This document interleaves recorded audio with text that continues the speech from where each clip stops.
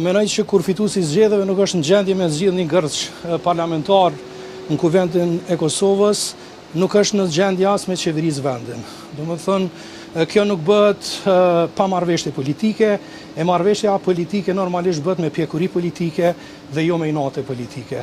Nuk është obligim, siç thot zoti Kurti, që vi në seancë çdo 4 tetor dhe e përfundoj obligimin tim qytetar. Obligim është marrëveshje politike për dalje prej situatës politike në të cilën jemi. A do të më marrë situatën tash ndorë pak edhe presidenti. Dje u tha që mbase tash duhet me ridërvu diçka në gjykatë kushtetuese me sqaru pjesët që kanë mbetur të mjegullta. Si është qëndrimi juaj? Patjetër që presidentja duhet me marrë rol në këtë drejtim. Unë kujtoj që sot është një seancë jashtëzakonisht e rëndësishme, sepse pas aktvendimit gjykatës kushtetuese është seanca e parë në të cilën mund të bëjmë një hap tjetër në drejtim të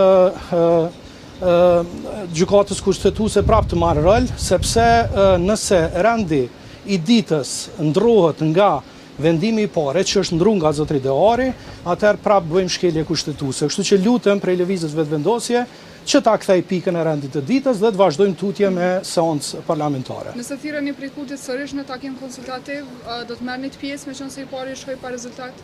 Patjetër që ne jemi për çdo konsultim me partitë politike për dalje prej këtij ngërçi politik dhe kujtoj që ky ngërç dilet jo me inate, po me bashkëpunim të ndërcjellë partive politike, por lëvizja vetëvendosje duhet bëj hapjen e radhës që në këtë seancë mos të qet në rend të ditës votimin e msheft, sepse është jashtë rendit të ditës.